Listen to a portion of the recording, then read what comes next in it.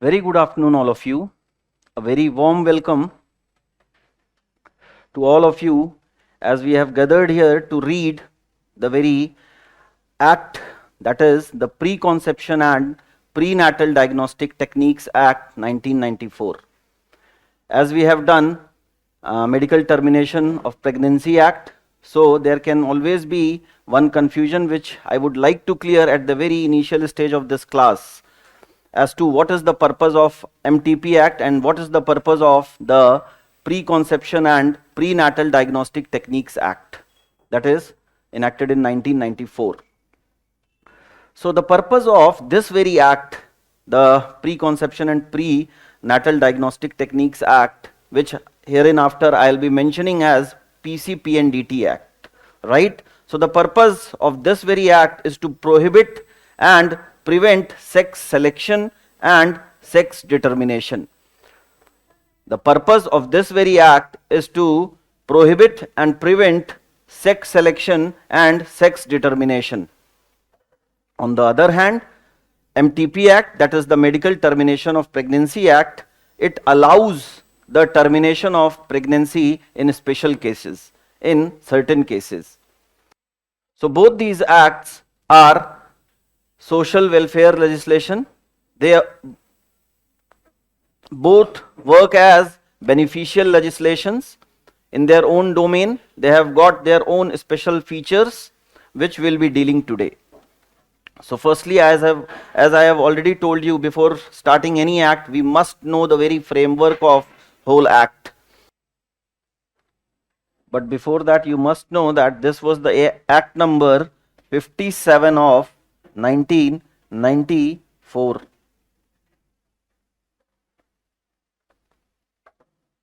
उस particular year में 1994 में this act was of 57th number.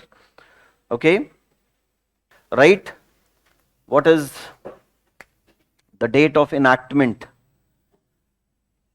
When I am talking about date of enactment, if you have been asked with one question, date of commencement, so what will be the right answer? Will you write date of enforcement or will you write date of enactment? Because I am writing here date of enactment plus date of enforcement. So if they ask you in your exams, that can be asked in your prelims exam. Prelims exam is all about such questions, right? इस तरीके के questions आपसे preliminary exams में पूछे जा सकते हैं. Commencement date क्या है, एनफोर्समेंट डेट क्या है, इनैक्टमेंट डेट क्या है, तो इस चीज को आपको समझना होगा. That date of enactment is for respect to, with respect to this very act, is 20th September 1994. Enforcement date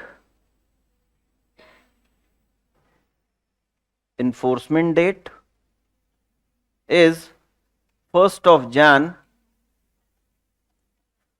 1996, and that is where it becomes easy for you to learn, because the date of enforcement is 1st of January. 1st of January. अभी हाल ही में ये date बीती है, तो उससे आप connect करके याद कर सकते हैं इसको, right? Because this can be asked. Coming back to my previous question, that was if they ask you in the exam as to what is the commencement of this very act, what is the commencement date of this very act, so you have to write the enforcement date. The answer is that you have to mark on the option wherein you get the enforcement date, that is 1st of Jan 1996, when this act came into force. Simple, right? I have given you the difference between this very act, PCPNDT Act, and MTP Act, right? Now, what is the purpose of this act? जैसा कि मैंने और act में भी आपको बताया था, जब हमने और एक्ट्स पढ़े थे रिगार्डिंग यूपी सिलेबस, जो भी इंपॉर्टेंट हैं इस पर्टिकुलर एग्जाम के लिए, तो उसमें हमने पाया था कि आपको एम, ऑब्जेक्टिव, पर्पस जानना किसी भी एक्ट का बहुत आवश्यक हो जाता है, क्योंकि उसी से आपको ये पता चलता और आप ये निर्धारित कर सकते हैं कि इस एक्ट के आने का कारण क्या है, राइट? तो आइए जानते हैं क्या कारण है. this you can find in your Bayer Act as well. It is proposed to prohibit prenatal diagnostic techniques for determination of sex of the fetus leading to female feticide. So एक normal problem है ये, that if child comes in womb, कोई भी बच्चा माँ के गर्भ में जब आता है तो बहुत सारी टेक्निकलिटीज, बहुत सारे प्रॉब्लम्स होने का डर होता है, और पूरे दौरान, इस प्रेगनेंसी के दौरान ये चीजें persistently available रहती हैं, right? That is why in such kind of situation both parents has to be very careful regarding that. And इसी के लिए ये एक्ट भी लाया गया that in order to avoid any kind of complications relating to woman, that is the pregnant woman, or whether it relates to the child, okay, which we can always call as embryo, zygote, वो scientific terms में इस act में आपको नहीं जाना है, right? Because they have used several terms which is related to science, medical terms. So you don't have to do anything regarding that. You just focus on your legal terms, legal procedure what has been adopted in this very act. That will be your concern for this very exam and for reading this very act. And for that very thing, there are several procedures being adopted, like ultrasound कराते हैं, और भी सारी techniques हैं जिसमें हमें नहीं जाना है, because ultrasonography and several other things they have provided in this very act. So ये सारी techniques कहाँ से मिली हमें? हम ये जानना चाह रहे हैं कि ये एक्ट हमारे लिए कैसे महत्वपूर्ण है, कैसे लाभकारी है, क्योंकि आप इस सेशन के शुरुआत में ही मैंने आपको बताया कि this very act is beneficial social legislation. Even MTP act was beneficial social legislation. Even MWP, maintenance of parents and welfare of senior citizen, was as well this beneficial social legislation. Whatever has been provided in your UP syllabus in form of minor acts, those all are beneficial social legislation. ये सामाजिक तौर पे ये सारे जो भी विधियां हैं ये एक समाज की बेहतरी के लिए बनाई गई हैं. ये आपको समझते हुए इन सारे एक्ट्स को पढ़ना होगा. तो इन सारी समस्याओं से जब हम गुजरते हैं तो बहुत ही आवश्यक हो जाता है that the pregnant woman must undergo several tests which is required as to clarify, as to determine whether the child in the womb is healthy or is normal or the situation is adverse. कभी कभी आपने पाया होगा कि बहुत सारे complications आते हैं कि दिमाग डेवलप नहीं हो रहा. ये सारी चीजें हमें कैसे पता चलती हैं? Through several techniques adopted and been awarded through this act. Okay, दिमाग डेवलप नहीं हो रहा. Several examples are there wherein they find, doctors especially find through these kind of tests, techniques, that there is a hole in heart of the baby. So these all situations can only be catered through previous tests which have been provided, and it has been legalized through this very act. Okay? So यही purpose है. आपको मैंने ये बताया कि हम ये act क्यों पढ़ने जा रहे हैं, ये एक्ट हमें क्या प्रदान करता है. Yes, this has been one social evil prevalent in our society, and this has been now taken as social stigma as well.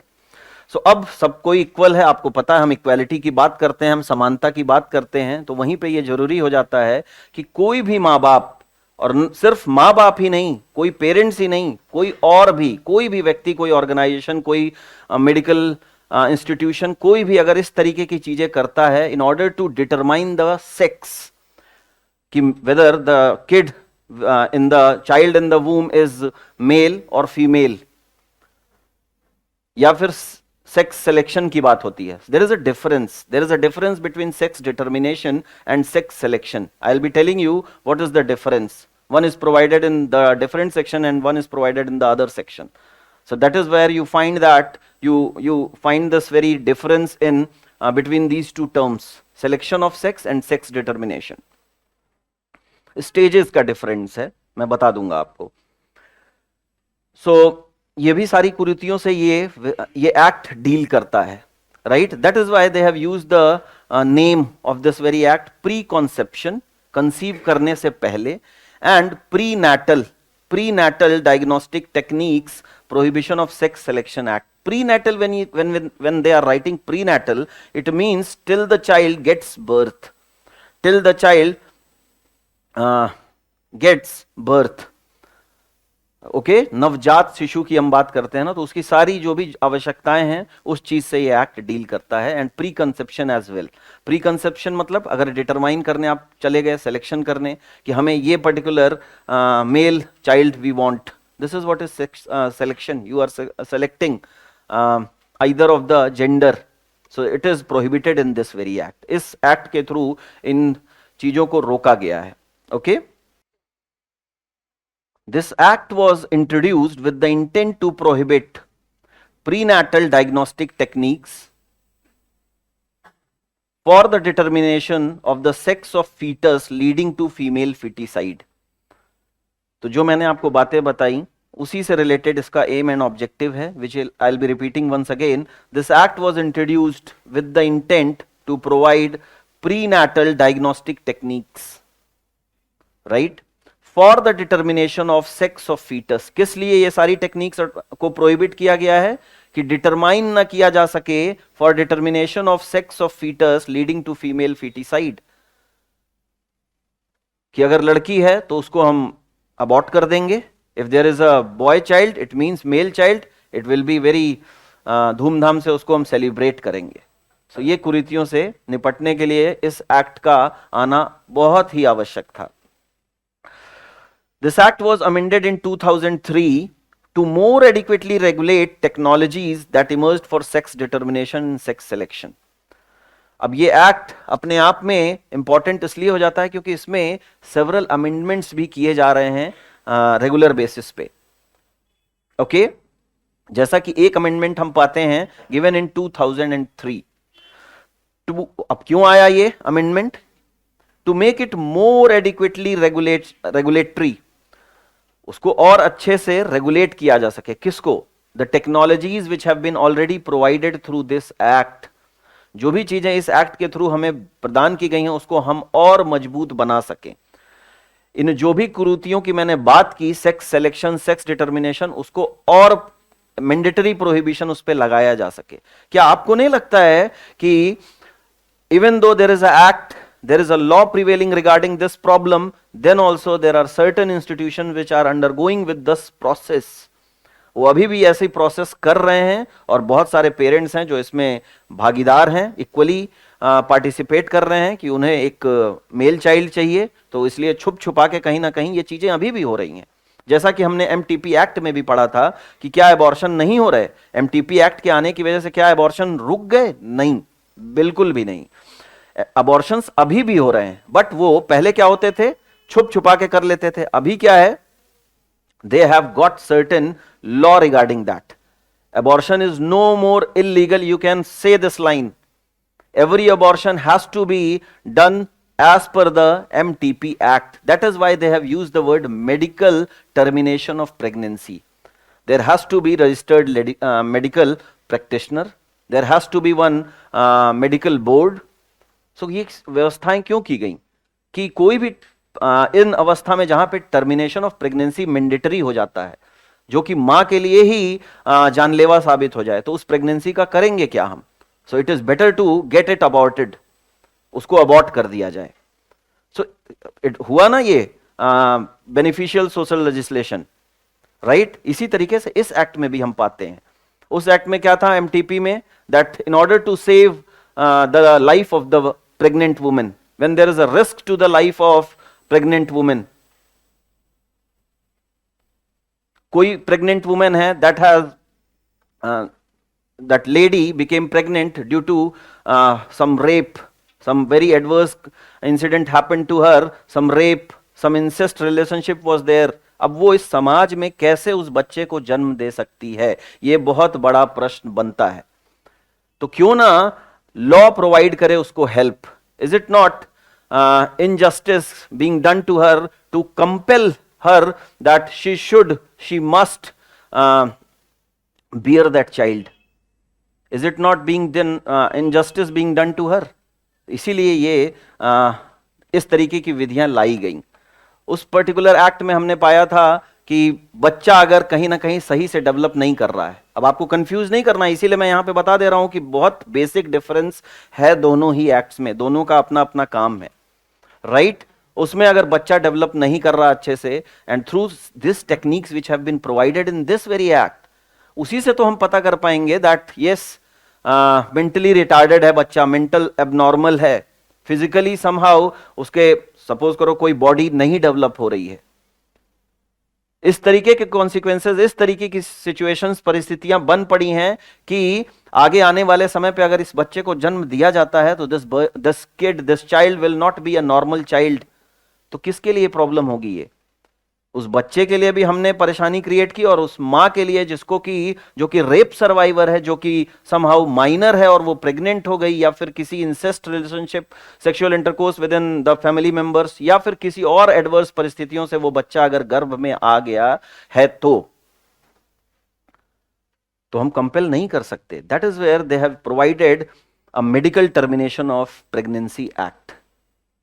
अब टर्मिनेट करना है या अबॉर्शन करना है, या इन जैसी स्थितियों में कि पता करना है, डिटरमाइन करना है कि हमारा बच्चा स्वस्थ है, तो ये सारी टेक्निक्स दी गई हैं which will always be regulated through this very act. So I hope it is very clear that what is the basic difference between these two legislations. Now, Constitution is our supreme law of land and Constitution is the parent law. So ये भी आवश्यक बन जाता है कि हर इस तरीके के स्पेशल एक्ट को हम कॉन्स्टिट्यूशन, संविधान से कनेक्ट करके देखें। कल भी in the medical termination pregnancy act we have seen, we have connected that act with section article 14 and article 21, right to have that reproductive choice कि मैं गर्भ धारण करना चाहती हूं, ये महिला का अधिकार है। that has been given under the case, very famous case, K.S. Puttaswamy case, and it is a part of right to have the privacy. So foremost importance is that you must respect the dignity, privacy and this fundamental freedom to have that reproductive choice to the any woman. So this is where this act, these both acts are beneficial social legislation. So you can write the unrelenting continuation of immoral practice. The unrelenting continuation of immoral practice.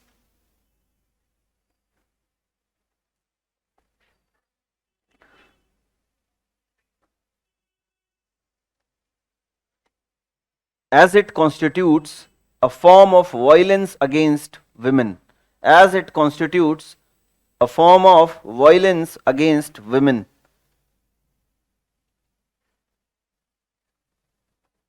As it constitutes a form of violence against women, and its potential to damage the very fabric of gender equality.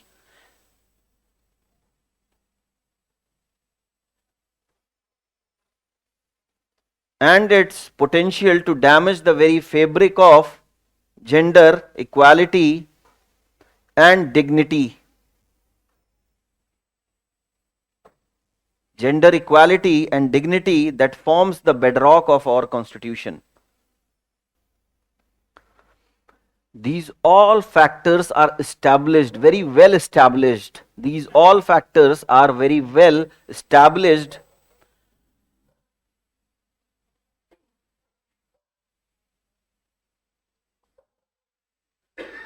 in this PC-PNDT Act. In this PC-PNDT Act.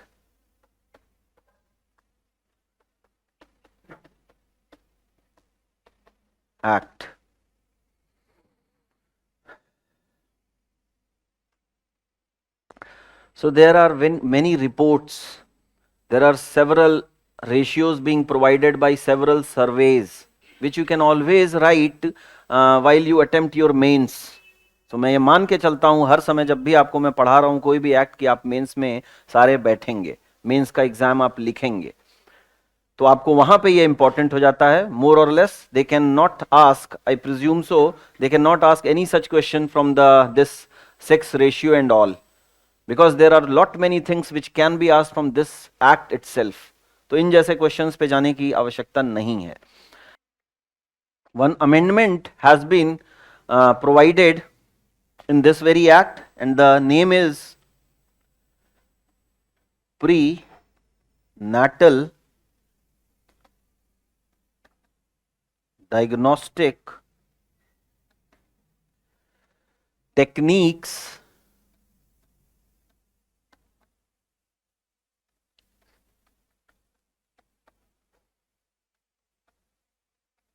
Regulation and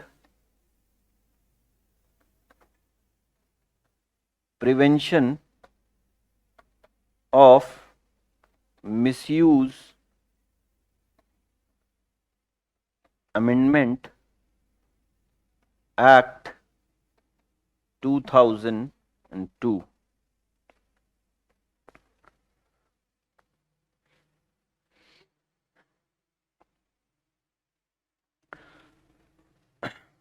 अब आपसे जब इस तरीके के सवाल पूछे जाएं, जब enforcement date of this act ना पूछ के वो इस अमेंडमेंट एक्ट का भी इन्फोर्समेंट डेट पूछ सकते हैं, तो this also becomes very important and you may write again the date is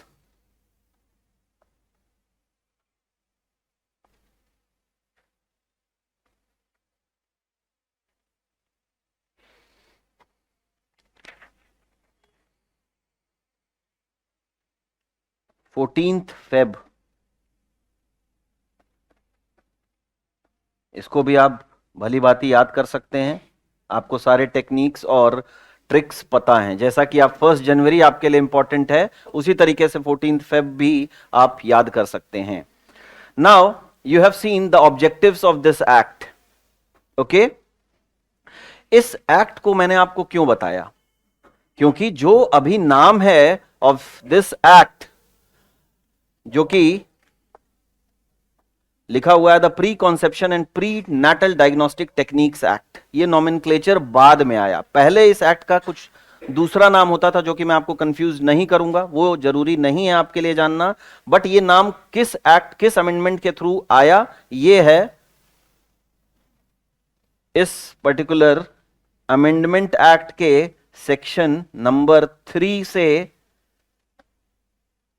nomenclature, nomenclature, it means name.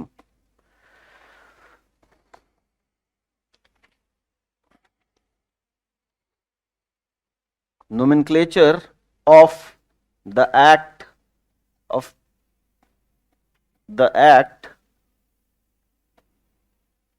has been amended.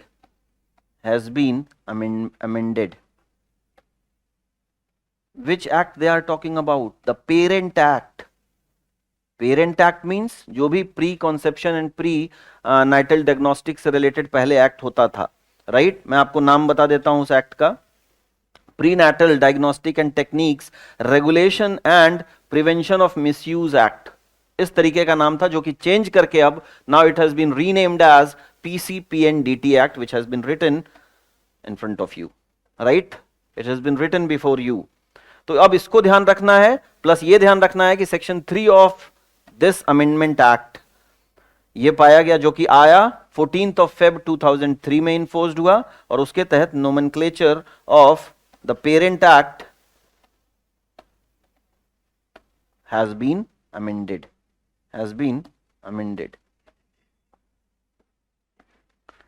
and now it stands as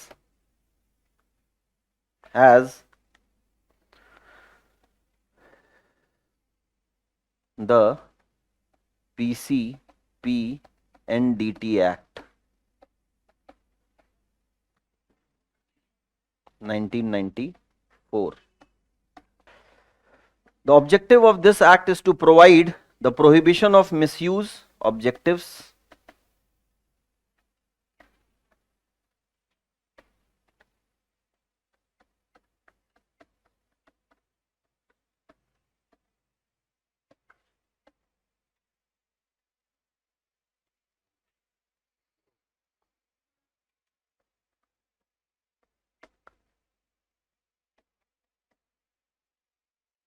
prohibition of the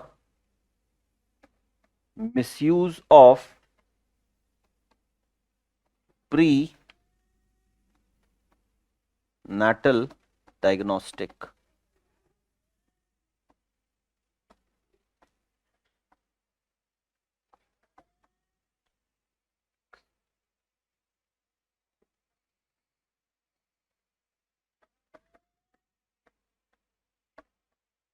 techniques.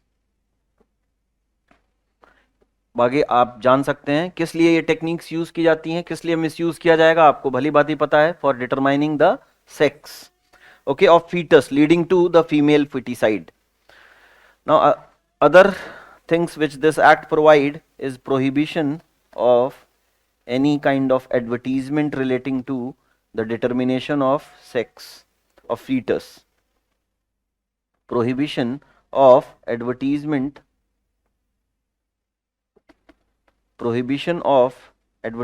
of prenatal diagnostic techniques.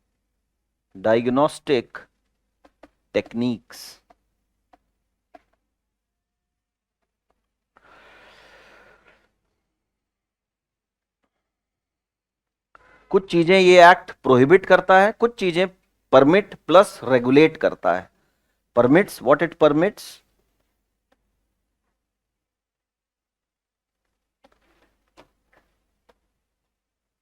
Regulation of the use of the above techniques. I am not writing prenatal diagnostic techniques in whole, rather I am choosing to write above techniques. Now onwards, above techniques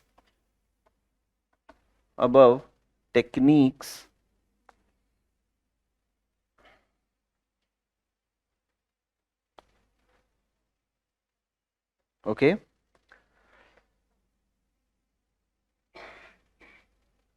and it also provides punishment in order to create the deterring effect, punishment for violation of the provisions of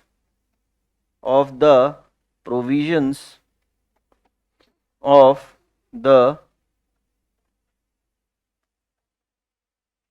PC-PNDT Act.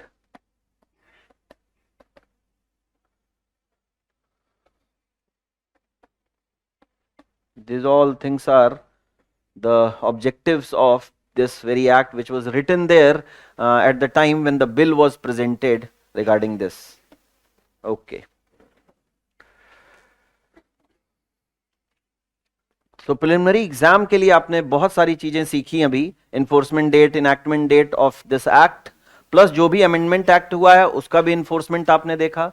इस पूरे act में हमने ये जाना कि इस act का नाम भी एक बार चेंज हो चुका है, उसको भी आपने जाना किस section of that amendment act ये के थ्रू ये नाम नोमेनक्लेचर चेंज किया गया. Now total chapters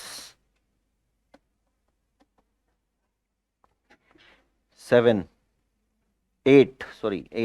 Total number of chapters is 8. That is where it becomes important to know total number of sections. 34. That's it. If we look at the section number 1, this act may be called the Preconception and Prenatal Diagnostic Techniques Prohibition of Sex Selection Act 1994. It extends to whole of India.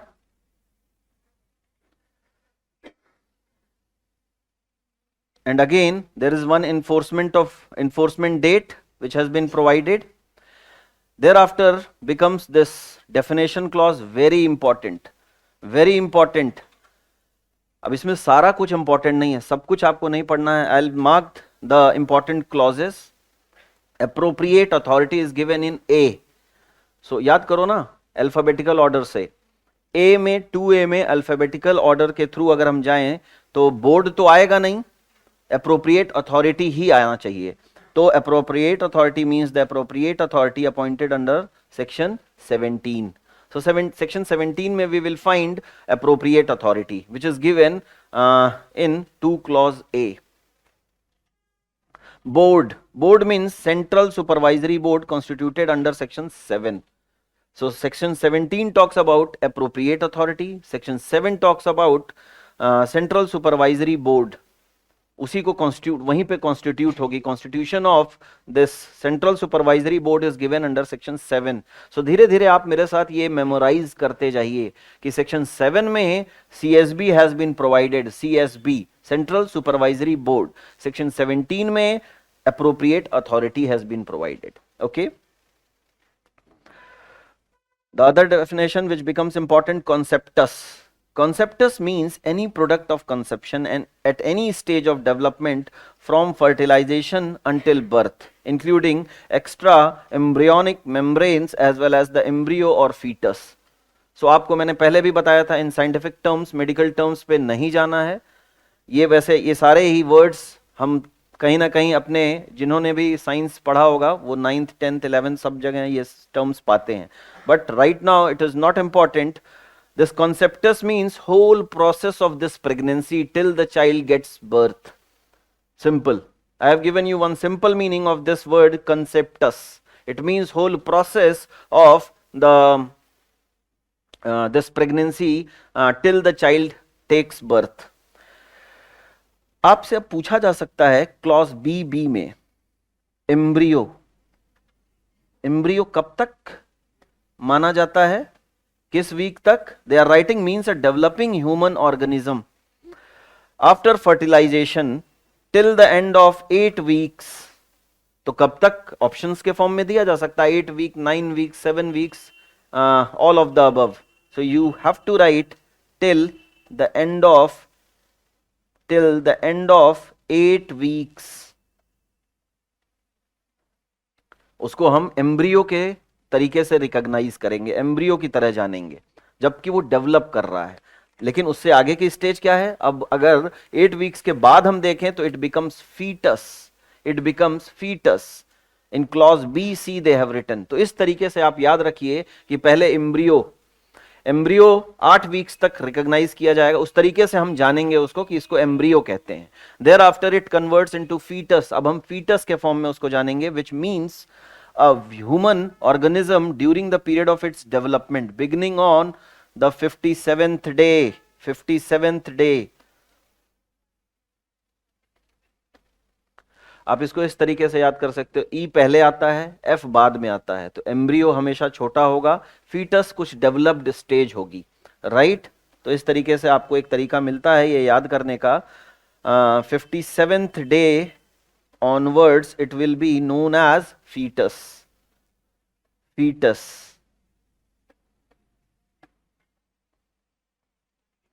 सही है. ये सारे tricks, ये तैयारियां मैंने आपके लिए ही की हैं कि कैसे इस एक्ट को आसान बनाया जा सके, right? So 57th day onwards in this whole process it will be called as fetus. Before 57th day it will be known as embryo. Nothing is more important, nothing else is important in this clause and in whole definition clause. We have seen appropriate authority, we have seen CSB. After that we have seen conceptus, thereafter embryo, because E comes first before F.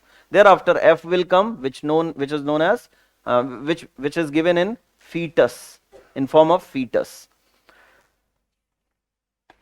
Thereafter it was given in BB and BC. Now this 3 CDE becomes important. They are using the term genetic counseling center, genetic clinic, genetic laboratory, जहां पे ये सारी techniques provide की जाती हैं, जहां पे ये सारी सुविधाएं दी जाती हैं. जेनेटिक काउंसलिंग सेंटर मींस, अब इसको आप याद कर सकते हो, GCC, GC, GL. तो एक साथ ही दिया हुआ है तो it is become more convenient for learning. Genetic counseling center means institute, hospital, nursing home or any place by whatever name called which provides for genetic counseling of patients. So genetic counseling of patients they are mentioning. It means before conception stage, right, which provides for genetic counseling. कब चाहिए होती है? जब कोई problem से गुजर रहे हो पेरेंट्स, कंसीव करने में प्रॉब्लम आ रही है through several due to some medical issues, तो उन तरीकों की काउंसलिंग के लिए इस तरीके के जेनेटिक काउंसलिंग सेंटर्स बनाए जाते हैं, जो कि गिवन है 2 क्लॉज सी में. Counselling centre is given in C. Genetic clinic means clinic, institute, hospital, nursing home and all, whatever name has been given, which is used for conducting prenatal diagnostic procedure. एक में आपने पाया कि कोई centre बना हुआ है, काउंसलिंग सेंटर, जिसमें काउंसलिंग दी जाएगी. दूसरे क्लिनिक है, जेनेटिक क्लिनिक है, जिसमें आप ये पा रहे हैं कि यहां पे प्रीनैटल डायग्नोस्टिक प्रोसीजर्स कंडक्ट किए जाते हैं, राइट.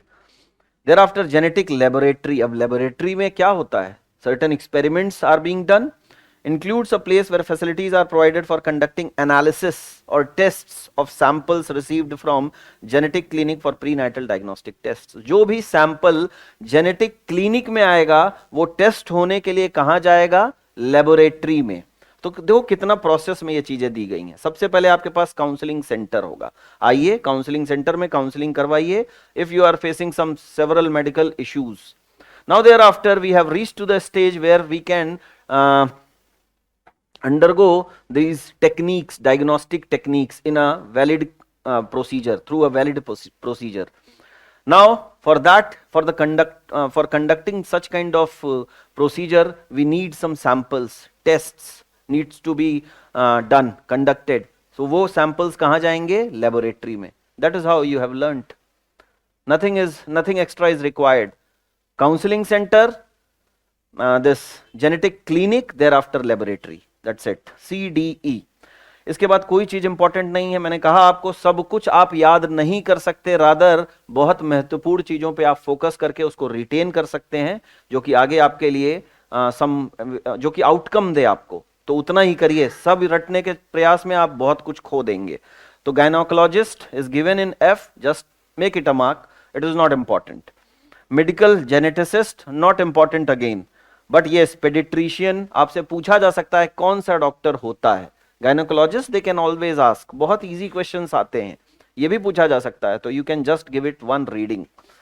बच्चों के डॉक्टर्स को हम पेडिट्रिशियंस भी कहते हैं, person who possesses a post graduate qualification in pediatrics. Now this I becomes important. Prenatal diagnostic procedures. Prenatal diagnostic procedures mean all gynecological and obstetrical or medical procedures such as ultrasonography, fetoscopy and all things. So just give it one reading. It is nothing important in this. Just where is it given? Prenatal diagnostic procedure कहाँ दिया है आपसे ये पूछा जा सकता है, तो वो I में दिया है, राइट. प्रीनैटल डायग्नोस्टिक टेक्निक्स कहां दी है और वो क्या इंक्लूड करती है, वो दिया है जे में. Includes all prenatal diagnostic procedures and tests, right. Procedure is given in I, techniques has been given in J. Tests K, I J K. आइए प्रोसीजर अडॉप्ट करिए. Thereafter techniques given in J and K में test दिया हुआ है. Thereafter registered medical practitioner. It was there in medical termination of pregnancy act as well. Here also it is given in M, 2M, registered medical practitioner. Sex selection becomes important. O, any procedure, technique, test or administration or prescription or provision of anything for the purpose of ensuring or increasing the probability that an embryo will be of particular sex. So this is what is prohibited in this act, and it has been given in 2O, right. So this much is important in definition clause. Okay. Thereafter chapter 2. Now I'll give you one quick review of this act before going into the details. Chapter 2 is very important. Chapter 8, chapter 7 is very important. Every sections of these chapters must be chewed and digested, because they can ask miscellaneous questions from this miscellaneous chapter as well, right. If we see chapter number 8, whole chapter is important. Okay, chapter number 8, chapter number 7 is also important. offenses and penalties are given into this. और उसके पहले मैं आपको बताऊंगा कब कहां important हो जाता है. Now coming to section 3, regulation of genetic counseling centers and genetic laboratories and genetic clinics. Okay क्या कहता है ये सेक्शन? सिंपल एक बात से इस सेक्शन को आप याद कर सकते हैं, मेमोराइज कर सकते हैं. They are talking about registration of such medical centres, clinic and laboratories. It means registration is mandatory. These all kind of centers, clinics and laboratories must be mandatorily registered. Registered center होना चाहिए, अन्यथा problem होगी. They are writing no genetic counseling center, genetic laboratory or genetic clinics unless registered under this act shall conduct. मतलब कि ये तभी सारे techniques, tests, procedures, samples ले पाएंगे या कोई भी एक्सपेरिमेंट कर पाएंगे जब वो रजिस्टर्ड होंगे. Okay, so registration is mandatory as per section number 3. This much is given in this very act. So registration is required under section 3. Okay, but registration का प्रोसेस कहां दिया है? That has been given under chapter 6. Under chapter 6 यहीं पे important हो जाता है. आप मार्क करिए और आपके लिए चीजें आसान बन जाएंगी. Chapter the section number 3 talks about that registration is mandatory. ठीक है भाई, समझ गए, रजिस्ट्रेशन मैंडेटरी है, बट दिस रजिस्ट्रेशन का प्रोसेस क्या है? That has been given in chapter number 6. सारा कुछ नहीं पढ़ना है, बट जो पढ़ना है उसको बहुत ध्यान से पढ़ना है, जो कि इंपॉर्टेंट है आपके एग्जाम के लिए. सो अब किन लोगों को ये इंक्लूड कर रहे हैं that they should be registered? तो आपने देखा genetic centres, genetic counselling centres, genetic clinics, genetic laboratories. Apart from this, in clause 3 they are writing 3 clause 3 they are writing no medical geneticist, gynecologist and all other people, pediatrician and all other people caused to be conductor or aid in conducting by himself or through any other person or any prenatal diagnostic techniques at any place other than the place registered under this act. So किसी भी doctor, किसी भी medical practitioner, किसी के लिए भी ये बाध्य है, ये जरूरी बन जाता है, ये आवश्यक बन जाता है कि वो रजिस्टर्ड जगह पे ही ऐसे ही चीजों को प्रोसेस में लाएं. Right, if they want to undergo any procedure of this PCPNDT act, that place, that whole procedure has to be conducted under in place which has been registered. Right, registered centre होना चाहिए. Simple. So this was it regarding section 3. One case is there जिसमें बहुत सारी guidelines और directions दिए गए सभी को, चाहे वो सेंट्रल गवर्नमेंट हो, स्टेट गवर्नमेंट हो और अदर बॉडीज को भी. Centre for inquiry into health and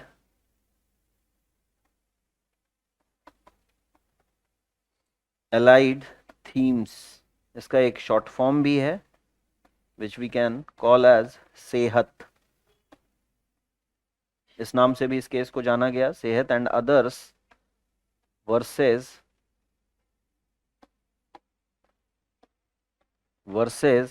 union of India 2003. So in this case, Supreme Court issued following directions on the basis of various provisions for the proper implementation of PCPNDT Act.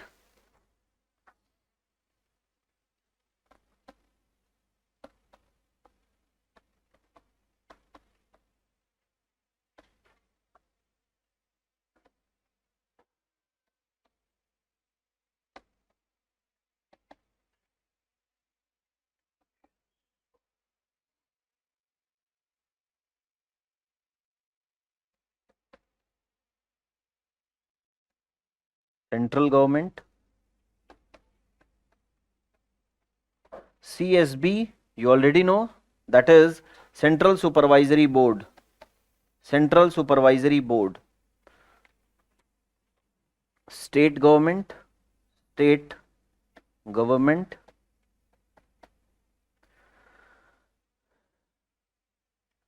union territories, appropriate authorities, appropriate authorities as well, सबको ही directions दी गई।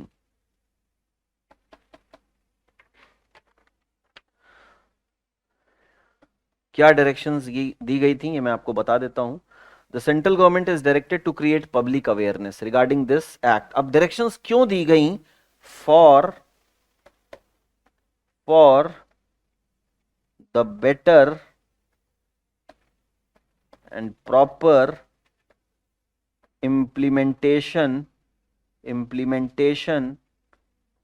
of PC PNDT Act, PC PNDT Act। Public awareness की, to create public awareness इस जैसी directions दी गई।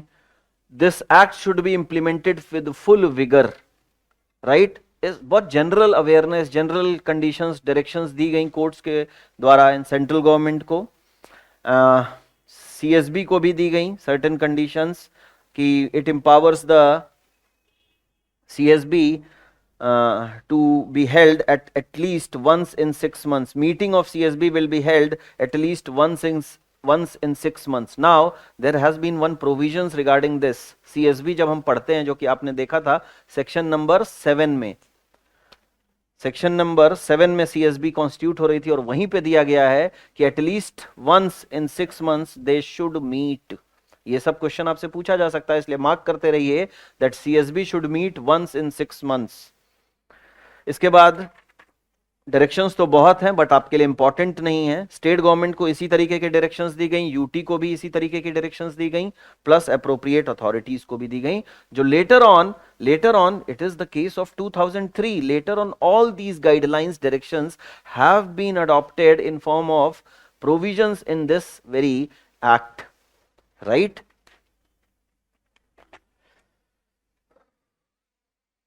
So this section 3 is done. This case was important. Prohibition of sex selection, section number 3A. Prohibition of sex selection.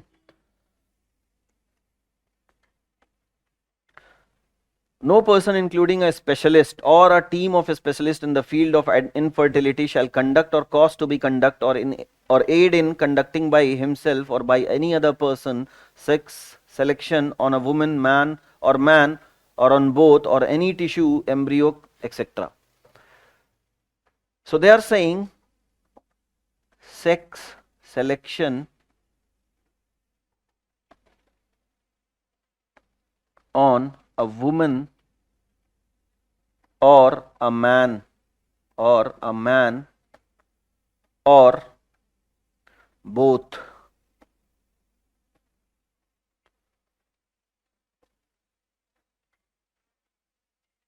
isn't in either form isn't allowed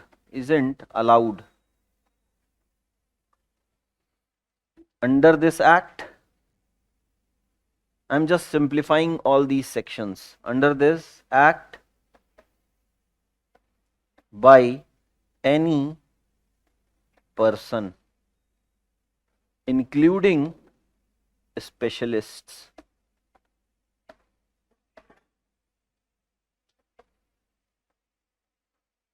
or a team, etc. regarding this. So this question can be asked, which is the provision wherein it is given that prohibition of sex selection, and that has been given in section 3A. Now prohibition on sale of ultrasound machines. So 3A, 3B becomes very important in this regard, becomes very important. Sex selection पे कहाँ पे prohibition? अभी हमने ये नहीं देखा sex selection होता क्या है, sex determination होता क्या है, हम डिफरेंस जानेंगे, बट उससे पहले ये बता देना जरूरी है कि there is a prohibition of on these both of these, prohibition of sex selection and prohibition on sex determination as well. But before that, there is also one prohibition given in 3B, that is prohibition on sale of ultrasound machines. Ultrasound machines, तो इसमें कुछ जानने की जरूरत नहीं है, इसमें सिर्फ आपको जानना है to the persons laboratories clinics not registered under the act, It means usage of any such ultrasound machines or any machines which have been recognized under this act, that usage has to be by only registered center, right? अगर वो registered नहीं होगा, then it will be a problem. No person shall sell any ultrasound machine or imaging machine or scanner or any other equipment capable of detecting sex of fetus, any other thing or any other person not registered under this act. So जो भी सारा कुछ registration के इर्द गिर्द ही घूम रहा है. सेक्शन 3 में आपने देखा ना, अब कैसे याद करना है सेक्शन 3? सिर्फ रजिस्ट्रेशन वर्ड याद रखो. रजिस्ट्रेशन वर्ड से आपको सेक्शन 3 याद हो जाता है. सेक्शन 3A में आपको प्रोहिबिशन ऑफ सेक्स सिलेक्शन दिया है, ऑन सेक्स सिलेक्शन, तो उसको प्रोहिबिट किया गया है. 3B में they are prohibiting usage of unregistered ultrasound machines and all, right, by unregistered centers. So just keep this thing in mind. Thereafter section number 4. So अब regulatory जो मैंने बताया था, this act provides regulatory things as well. Regulate करता है ये पूरे techniques को, कैसे इसको परफॉर्म करना है. तो ये दिया हुआ है सेक्शन नंबर 4 में, right? So this 4 talks about regulation of prenatal diagnostic techniques. कैसे रेगुलेट किया जाएगा. On and from the commencement of this act, no place including a registered genetic counseling center or genetic laboratory, clinic, all things or cost to be used by any person for conducting prenatal diagnostic techniques except for the purpose specified in clause 2 and after satisfying any of the conditions specified in clause 3. It means it is a general rule. यहां पे ये सिर्फ बता रहे हैं कि इस तरीके की चीजें कदापि प्रैक्टिस में नहीं लाई जाएंगी, प्रयोग में नहीं लाई जाएंगी. लेकिन कब हम प्रयोग में ला सकते हैं, that has been given in clause 2 and clause 3. That is where this clause 2 and clause 3 becomes an exception, acts as an exception to clause 1. To clause 1 इस तरीके से याद कर सकते हैं आप, that जो भी दिया हुआ है क्लॉज 2 और क्लॉज 3 में, वो एक तरीके से एक्सेप्शन के फॉर्म में है जो कि दिया हुआ है क्लॉज 1 में. क्लॉज 1 में ये साफ साफ मना है कि आप इस तरीके की कोई भी चीज नहीं करेंगे. No place including this counselling centre, laboratory, this clinics shall be used or caused to be used by the person for prenatal diagnostic techniques. नवजात शिशु के रिगार्डिंग कोई भी डायग्नोस्टिक, कोई भी टेस्ट्स करना है तो ये तीनों प्लेसेस को कहीं ना कहीं प्रोहिबिशन किया गया है, प्रोहिबिट किया गया है कि आप यहाँ पे ये सब चीजें नहीं यूज करेंगे. तो आपके मन में ये सवाल आना चाहिए, तो फिर कैसे हम ये टेक्निक्स और ये जो भी इस एक्ट के through things which have been provided उसको हम प्रयोग में कैसे लाएंगे. Yes, there are certain provisions given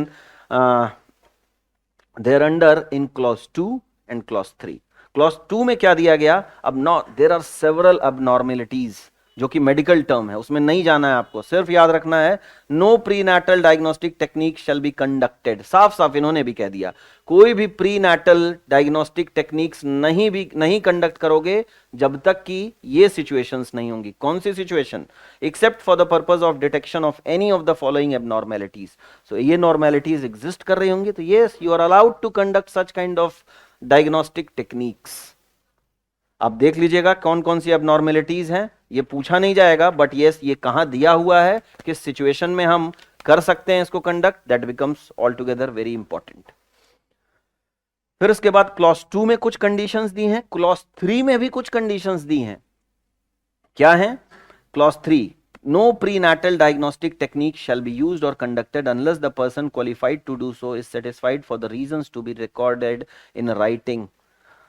So it means they are using that no prenatal diagnostic shall be used or conducted unless the person qualified to do so is satisfied for reasons to be recorded. That जो भी reasons आपके हैं कि आप इस तरीके की techniques और diagnostic करना चाह रहे हैं, तो आपको you will have to write the reasons. You will have to write the reasons कि आप क्यों satisfy हो गए ये diagnostics, ये test करने के लिए. कौन सी conditions हैं? जब कोई ये सारी कंडीशंस फुलफिल्ड होंगी. कौन सी? Age of pregnant women is above 35 years. और आपको ये जान के ताज्जुब होगा और ये बहुत इंटरेस्टिंग है, आज मैं आपको ये पढ़ा रहा हूं और आज ही एक जजमेंट भी आया इससे related. that I would like to quote here in itself, because they can ask recent things, current issues. Meera Kaura Patel versus Union of India.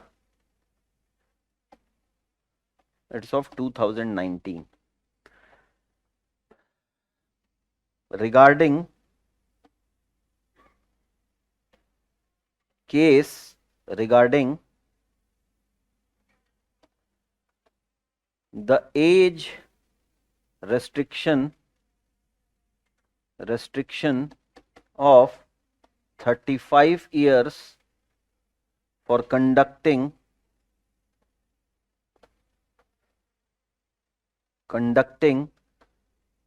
pre-natal diagnostic tests.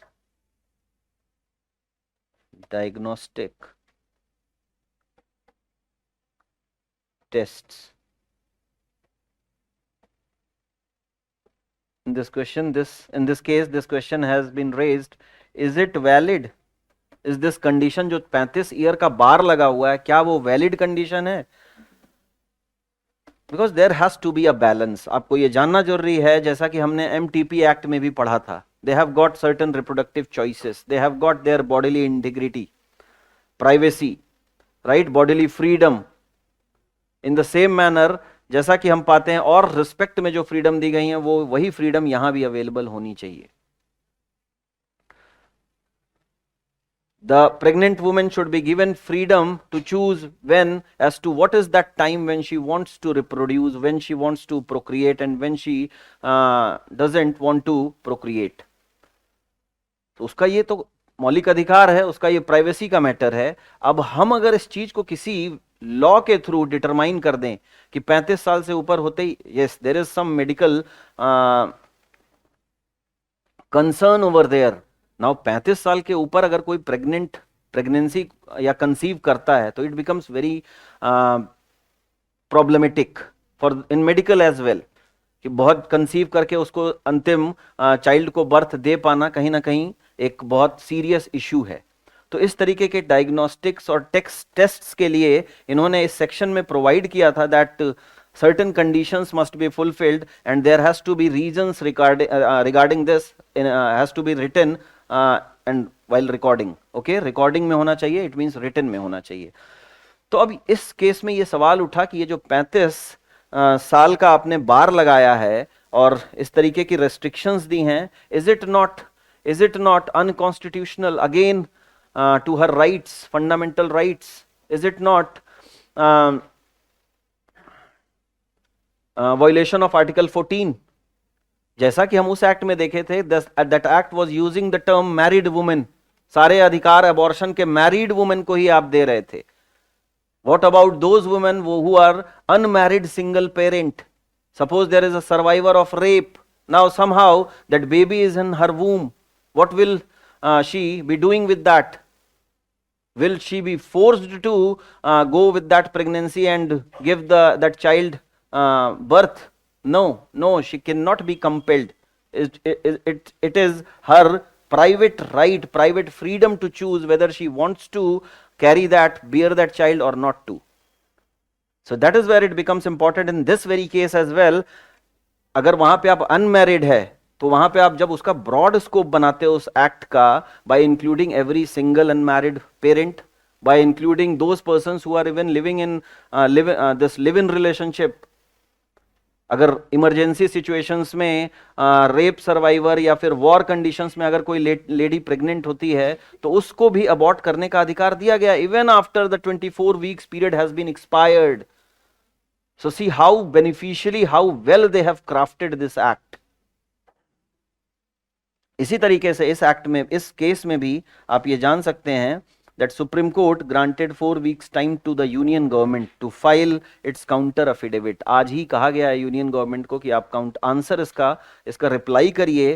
That has the petition जो कि as restriction से related file की गई है, जो कि कहती है दैट, क्या कहती है, पिटिशनर हैड रिलाइड, और आपने उस पर्टिकुलर MTP एक्ट में एक जजमेंट पढ़ी थी X versus principal secretary health and family welfare department government of NCT Delhi, that is very important, और इसी के रिस्पेक्ट में ये केस भी फाइल किया गया है, क्योंकि वहां हमने जाना था, सुप्रीम कोर्ट ने हेल्ड भी किया था that all women are entitled to safe and legal abortions and that there is no rational in excluding unmarried women. तो इसीलिए तो अमेंडमेंट बहुत इंपॉर्टेंट हो जाता है एमटीपी एक्ट का।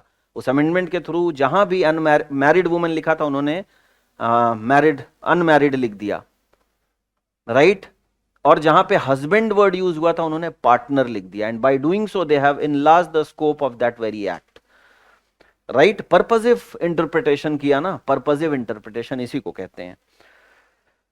So the apex court clarified that nothing in this judgment shall be construed as diluting the provisions of PCP and DT Act. अभी कुछ भी एक तरीके से held नहीं हुआ है, rather this has been asked by the center to provide certain answers regarding this कि age restriction जो ये 35 साल की दी गई है कहीं ना कहीं एक violation है of her right to choose her reproductive choices। तो उसको, उसके बारे में आपका क्या कहना है? इस 35 साल क्या ये वैलिड एज है या फिर नहीं वैलिड? हो सकता है यूनियन अब through several medical concerns medical paper लेके आए और कहे कि यस सर 35 साल के बाद कहीं ना कहीं इंपॉर्टेंट हो जाता है कि उसको कैरी करना या ज्यादा प्रॉब्लमेटिक होता है, इसलिए 35 साल की एज लगाई गई है। तो इस तरीके के रीजंस दिए जा सकते हैं, but let us see what happens at the very and. Yes, now after reading clause 3 they have written certain conditions. Age of pregnant woman is above 35 years. Pregnant woman has undergone of 2 or more in spontaneous abortions or fetal loss. तो इस तरीके की conditions में yes there is a requirement of some recorded reasons to be written कि क्यों हम अब diagnostic से इनको रोक रहे हैं, इनके लिए क्यों certain restrictions are given। फिर उसके बाद लिखा हुआ है this pregnant woman has exposed to potentially teratogenic agents such as drugs, radiation, infections और chemicals। तो ये सारी चीजें अगर हैं तो फिर वो ये सेक्शन 3 का रेस्ट्रिक्शन वैलिड हो जाता है। The pregnant woman or her spouse has a family history of mental retardation or physical deformities। तो ये आप एक बार रीडिंग कर लीजिएगा।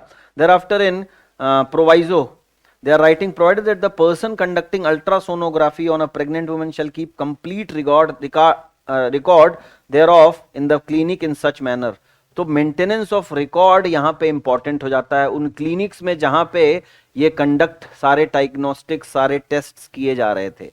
तो सेक्शन 29 आपको यहीं से समझ लेना है कि maintenance of record is given in section 29। Okay, यहाँ पे इंपॉर्टेंट हो जाता है सेक्शन 29।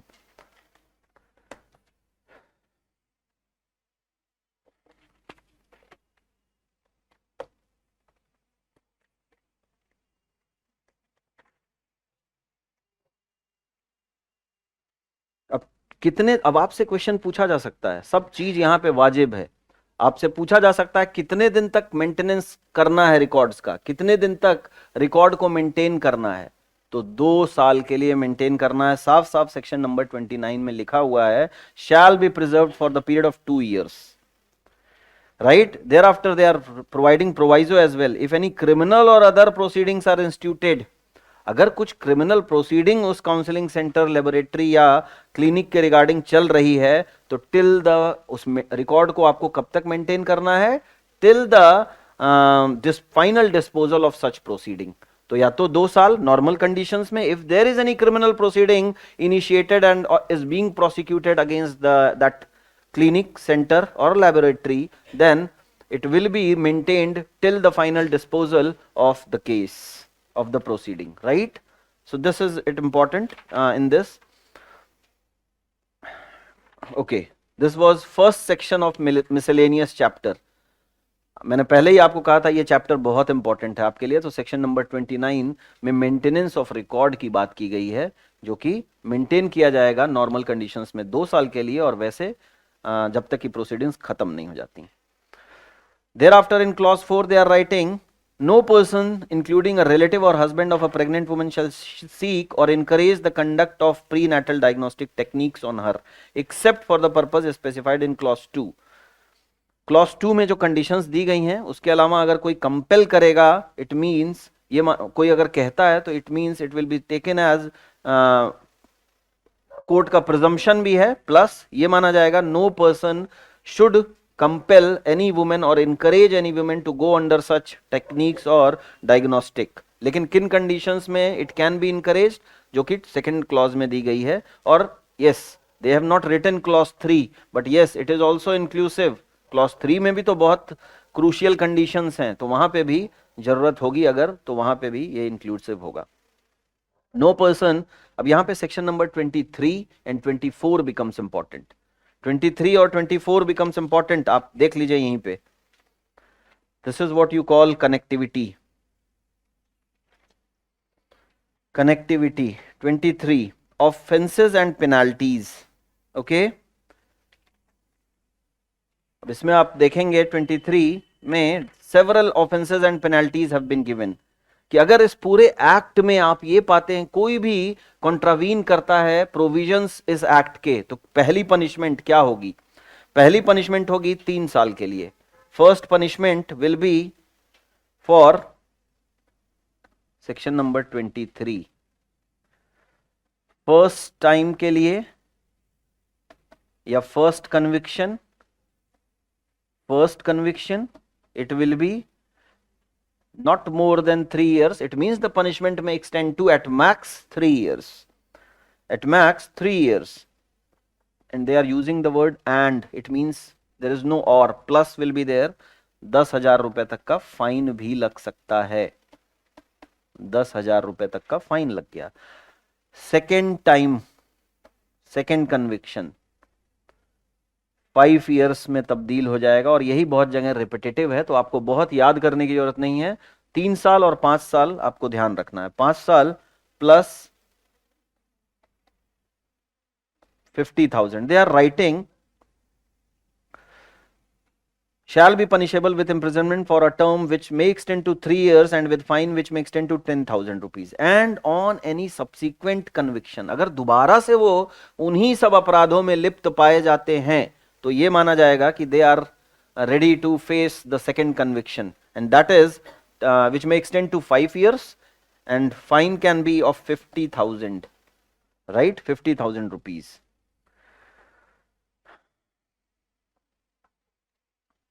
ओके. अब आप ये जान लीजिए क्यों हम सेक्शन नंबर 23 में आए थे.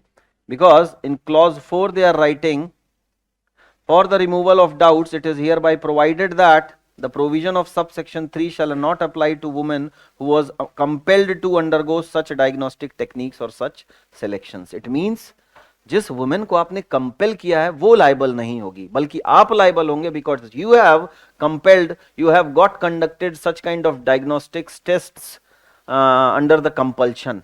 सो that is where you become responsible, not that woman. One clause is of this very section is important. Any person who seeks the aid of clause number 3 of section number 23. Again, अगर इस particular clause का violation होता है तो again there is given punishment which may extend to 3 years and fine which may extend to 50,000 for the first offense and thereafter. ये ज़्यादा important है, right? clause 3 में, this is for clause 1, clause 3.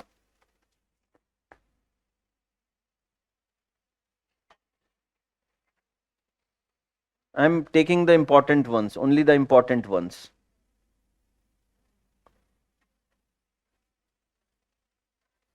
First time, it is again 3 years plus fine is important. Fine is important, 50,000 rupees. Second time, it is 5 years plus fine rupees not exceeding 1 lakh. 1 lakh. So remember this, it is very important. Now there is given certain presumptions as well. Presumptions. Section number 24 becomes important. Presumption in case of conduct of prenatal diagnostic techniques. notwithstanding contained in anything given in this Indian Evidence Act, जो भी कुछ Indian Evidence Act में दिया है, ये माना जाएगा कि here they have used non obstante clause. It means whatever there has been given, it is not relevant here. Rather, the court shall presume what is given here is more pertinent. क्या दिया है? The court shall presume unless the contrary is proved that the pregnant woman was compelled by her husband or any other relative, as the case may be, to undergo prenatal diagnostic technique for the purpose other than those specified in clause 2 or subsection 2 of section 4, punishable for the offense specified under this section. अगर subsection 2 of section 4 के clause 2 के अलावा अगर किसी भी परिस्थिति में आप ऐसी डायग्नोस्टिक या टेस्ट कंडक्ट करवाते हैं, तो court shall presume, they have used the word shall, it means court is duty bound to presume. आपने एविडेंस में पढ़ा होगा that they have, this is presumption of law, shall presume, court will presume. It means there is a strict burden of proof on the other party. Who is the other party? That is the relative and the husband, to prove this fact that there was no any compulsion, right? Because this is a rebuttable presumption of law, even though there is a strict burden of proof on the other party, but yes, they can always rebut this fact by producing plausible evidences, right? So this section is creating a very deterrent effect. Court मान के बैठा रहेगा कि अगर इस तरीके की अवस्था में आपने किसी भी प्रेग्नेंट वुमेन को डायग्नोस्टिक्स या टेक्निक्स के अंडरगो कराया है, तो इट मींस कहीं ना कहीं आपने कंपल्शन में कराया, you have encourage those things. आप हस्बैंड और रिलेटिव्स की जिम्मेदारी होगी. तो अब now it is your responsibility, it is burden of yours, it is your burden to rebut this very fact, rebut this presumption of the court, this very fact that there was no any compulsion involved in this kind of these whatever test was conducted. Okay, so 23 24 is very important. Now 25, if we are reading to section number 24, 25 hereinafter given is very important. अगर इस पूरे act में बहुत सारी punishments दी गई हैं, suppose करो कोई एक ऐसा एक्ट है जिसकी, बहुत शातिर लोग हैं हमारे देश में, ये कह सकते हैं कि इसकी तो कोई पनिशमेंट ही नहीं थी, इसीलिए I am not liable, I will not face any, you may not give any punishment just because there is no any punishment provided for such act in this very act. आप ये कह सकते हैं कि जब कुछ पनिशमेंट दी ही नहीं है, it means you can not penalized, you cannot be penalized. That is where they have written penalty for the contravention of the provisions of the act or rules for which no specific punishment is provided.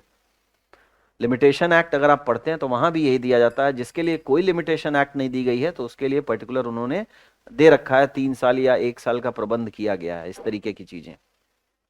उसी तरीके से यहां पे जो भी act punishable नहीं है या पनिशमेंट नहीं प्रोवाइड की गई है, तो they have written for that as well. Section number 25,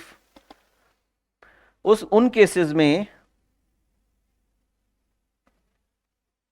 which may extend to 3 months or, now here the word is or, या तो 3 months की सजा होगी या तो फाइन देना होगा of rupees which may not extend 1000 rupees और बोथ. तो ये इंपॉर्टेंट हो जाता है आपके लिए, ये पूछा जा सकता है. which may extend to 3 months or with fine which may extend to 1000 rupees or with both. And in case of continuing contravention, एक बार contravene करते हो, एक बार violate करते हो किसी भी रूल को, किसी भी प्रोविजन को जो इस पर्टिकुलर एक्ट में प्रोवाइडेड है या रूल्स में प्रोवाइडेड है, तो आपको ये सजा मिलेगी. And if you continue to contravene or violate such conditions of this very act, then in that case additional fine. In case of continuing contravention you can write, in case of continuing contravention, हर प्रतिदिन आपसे 500 रुपए के तौर पे charge किया जाएगा. Additional fine of ₹500 will be charged for every day, per day. कब तक? Till the continuation of that contravention, जब तक कि आप वो कॉन्ट्रावेंशन रोक नहीं देते हैं. ठीक है, this becomes important. Okay. Now coming to the difference.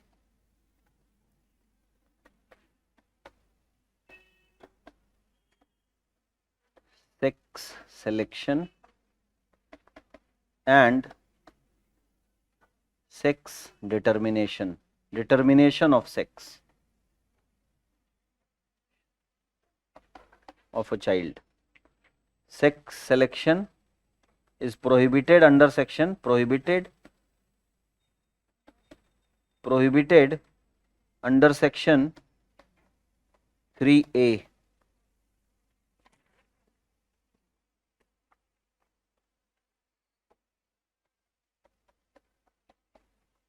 Prohibited under section 6. Now sex selection, you may write simple in order to know the difference. It is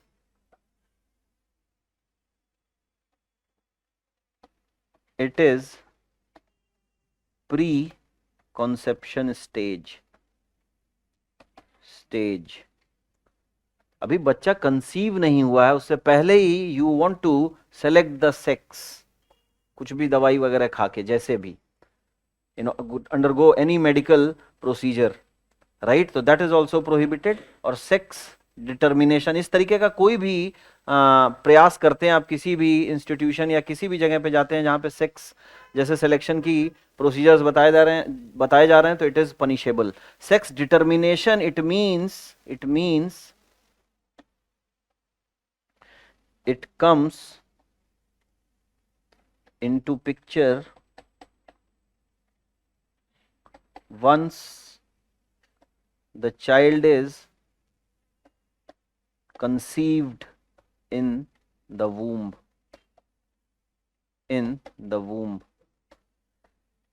Now once the child has been conceived, now you want to determine the gender of the child, कि हमें लड़का ही चाहिए, हमें लड़की ही चाहिए, इस तरीके की चीजें. This is also prohibited under section 6. Okay, so you can read it under section 6. Written consent is given under 5. Pregnant women की रिटन कंसेंट हमेशा होनी चाहिए, is given under section 5. That is important. बहुत सारे सेक्शंस हैं, सारे आपको मैं पढ़ा नहीं सकता, इसलिए आपकी रिस्पॉन्सिबिलिटी अब ज्यादा हो जाती है. जो भी सेक्शंस मैं बता रहा हूं उसको आप पढ़ लेंगे अच्छे से. Section 5 is important. सेक्शन 7 में मैंने आपको पहले ही बताया था, constitution of CSB is important. Constitution of CSB आपसे पूछा जा सकता है कि सीएसबी कहां पे अपॉइंट हो रही है, कहां पे कॉन्स्टिट्यूट हो रही है और किस तरीके से. तो the whole procedure is given in section 7. Constitution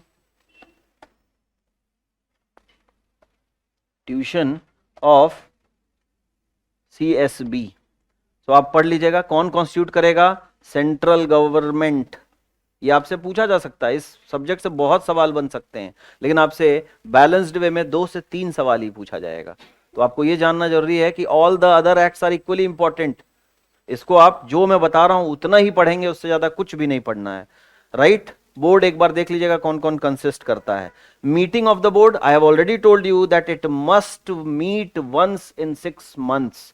तो जो जरूरत की चीजें वो मैं आपको पहले भी ही बता चुका हूं. अब आप जो भी पढ़ेंगे इन प्रोविजंस में वो आप ऑलरेडी जान चुके हैं. You have got sufficient knowledge regarding those things. So it is been given in section 9. Provision based question भी पूछे जा सकते हैं, तो आप ये ध्यान रखिएगा.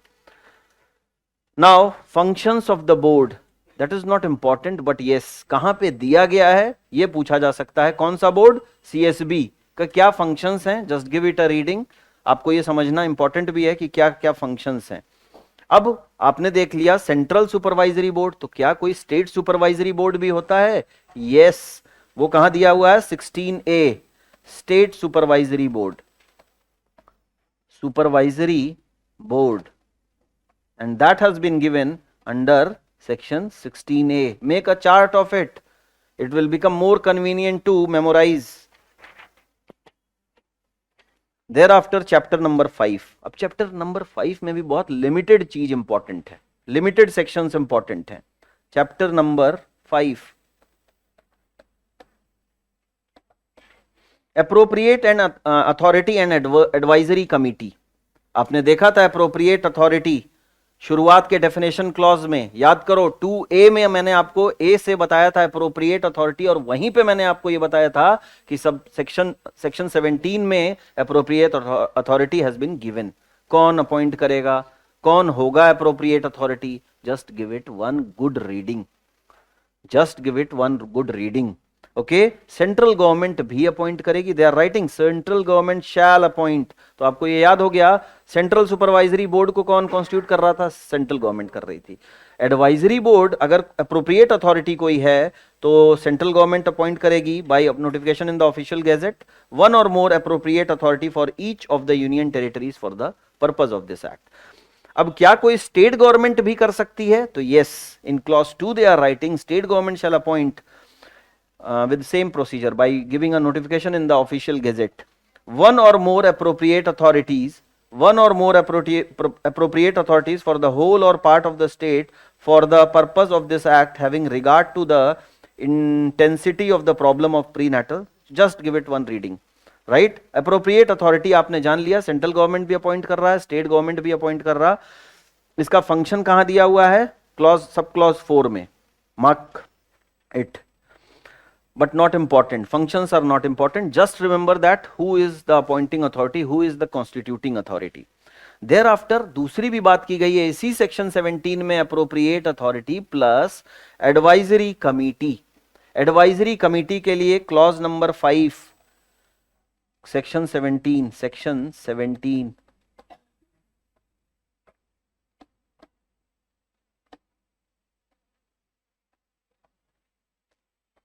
अप्रोप्रिएट अथॉरिटी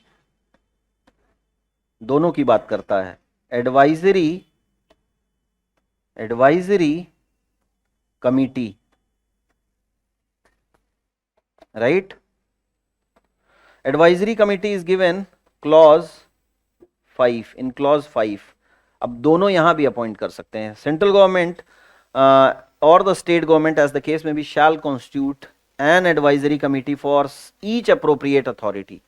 कुछ एडवाइज करने के लिए एक कमिटी अपॉइंट होगी, कॉन्स्टिट्यूट की जाएगी आइदर बाय सेंट्रल गवर्नमेंट और बाय स्टेट गवर्नमेंट। किसको एडवाइज करने के लिए? अप्रोप्रिएट अथॉरिटी को, जिसको किसने अपॉइंट किया था? Central government in centre cases और union territory regions, plus state government भी अपॉइंट कर सकती है, कॉन्स्टिट्यूट कर सकती है in its own regions, state regions. That is enough in this. Nothing new, nothing special, and nothing extra should be read. One case you may write here: Voluntary Health Association of Punjab versus Union of India 2013. Again, directions were given to state governments. They are writing, having noticed a decline in female child sex ratio as reported in the census, the court directed personal appearance of health secretaries of the state of Punjab, Haryana, NCT Delhi, Rajasthan, Uttar Pradesh. All the health secretaries of these states were asked to be present in the court and to examine steps undertaken for effective implementations of the provisions of this act as well as the various directions issued in सेहत case, that earlier case. उसके regarding conditions जानने के लिए इस case में बताया गया और सुप्रीम कोर्ट ने फिर बहुत सारी गाइडलाइंस दी और साफ साफ ये निर्देश दिया कि इस तरीके की अगर कोई भी कॉन्ट्रावेंशंस और फॉलोअप नहीं लिया जा रहा है तो at that point only license of such kind of centers, clinics, laboratories should be cancelled and they should be penalized. This was the thing which was held in this case. Registration of centers, clinics, laboratories कहां बताया था मैंने आपको? Chapter number 6 में, जो कि deals with registration, section 18। अब क्या सर्टिफिकेट होगा ये सब आप एक बार पढ़ सकते हैं, nothing very special about it. Cancellation कहां होता है ये ध्यान रखना, that is given section number 20 has been allocated for this cancellation और सस्पेंशन ऑफ रजिस्ट्रेशन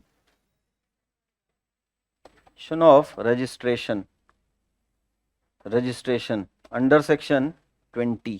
अब बहुत सारे, we are the lawyers, we have been enrolled, so हमारे भी तो रजिस्ट्रेशन हुए हैं। It can be cancelled if we are involve in some contravening or misusing the whole procedure or the guidelines or the whole rules which have been provided through that act, Advocates Act. Now, so our this registration can also be suspended or cancelled.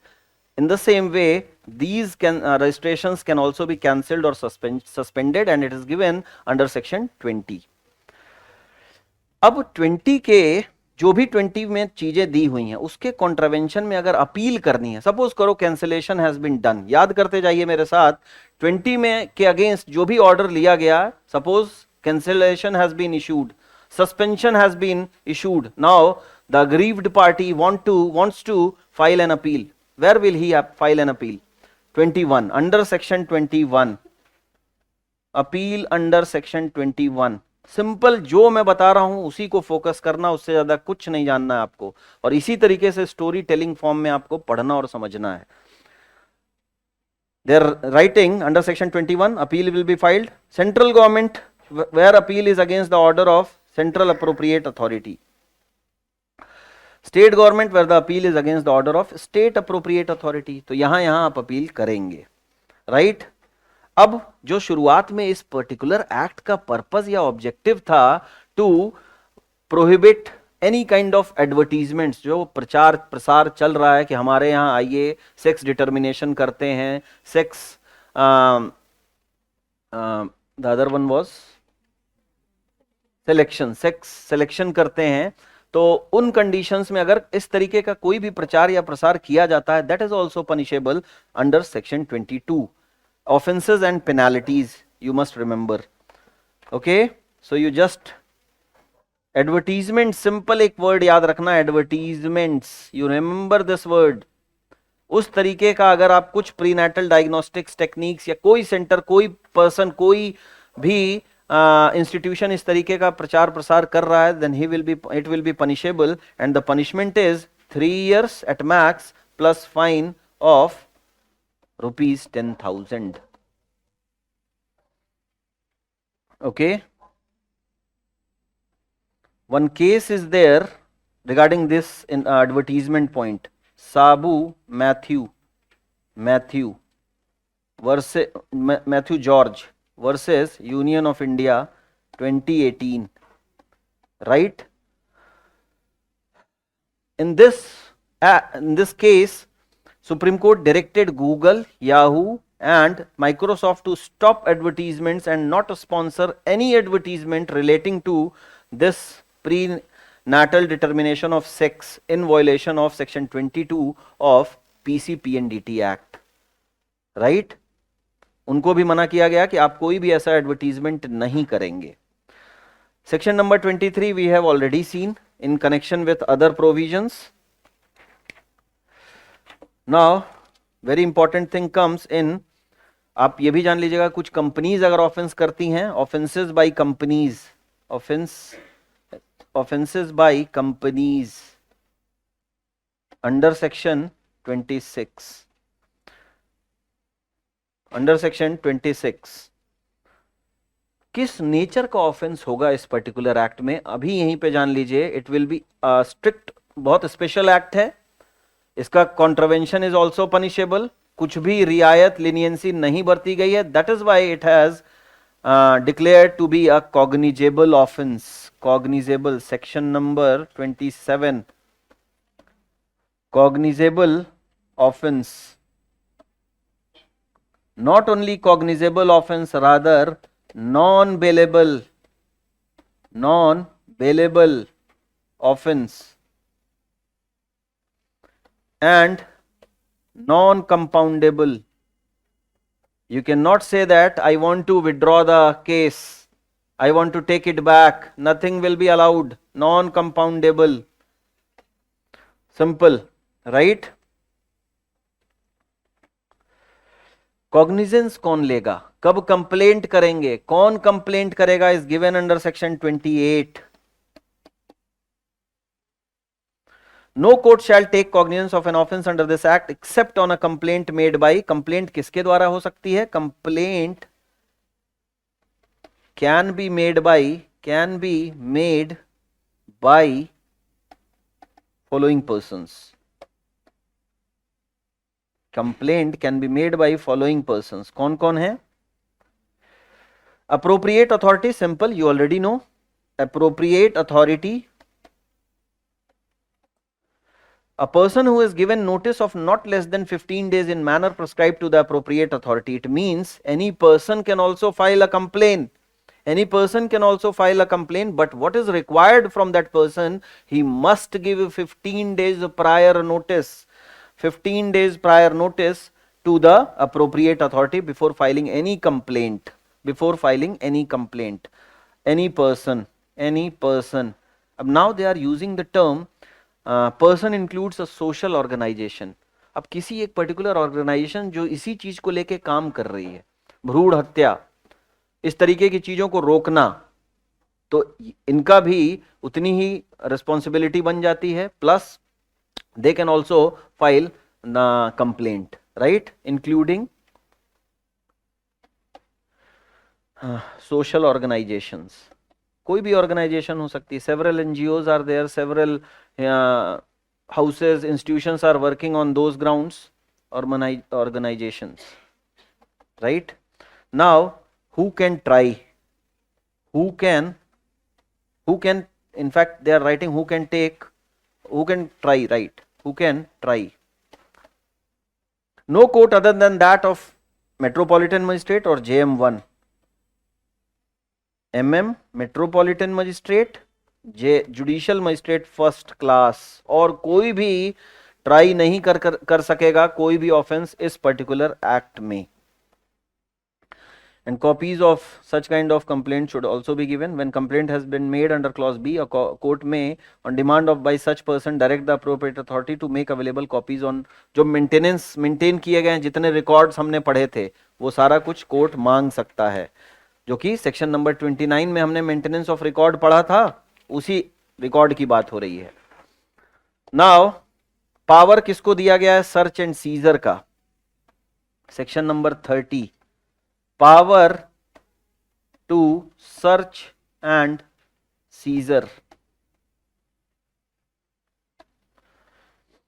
This you can read. If the appropriate authority has reason to believe, then yes, search and seizure can be done. And what act has to be, which provisions will be followed? The provisions of CRPC relating to search and seizures will be applicable. Section number 30. Now one similar provision is coming again and again in all these minor acts, protection given of action taken in good faith. So कोई भी public servant, कोई भी medical practitioner, कोई भी appropriate authority which is being constituted under this, which is being adopted under this act, अगर वो good faith में कोई भी चीज ऐसी perform करता है, कोई action लेता है और कुछ गलत हो जाता है, then he will not be held liable. Certain immunity has been given, certain privileges has been provided, and it is given under section 31. Removal of difficulties is given in section 31, and that has been 31A.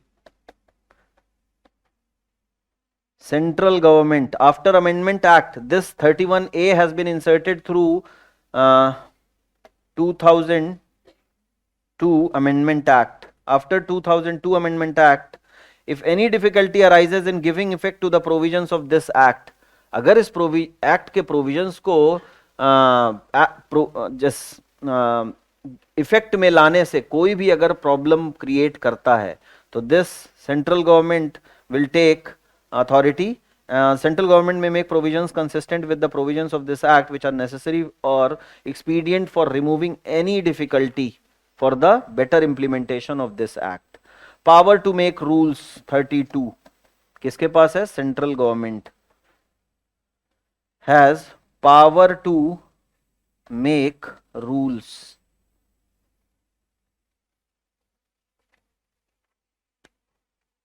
Power to make rules, power to make regulations 33. The board may with the previous sanction of the central government by notification in the gazette make regulations. So this central supervisory board are there, state supervisory boards are there in within their region, they can also make, but they have, अब इससे confuse नहीं होना, rule making power is given to central government, regulation making power is given to boards, power to make regulations.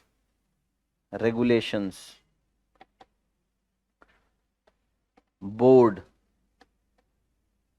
they have not used very craftily, they have not used the word CSB or SSB, SCB, yeah, SSB, right? State supervisory board or central supervisory board. They are writing board, which is inclusive of both in within their regions with the previous sanction of central government by notification in the official gazette and all, right? It is provided that board may make regulations consistent with, board may make regulations,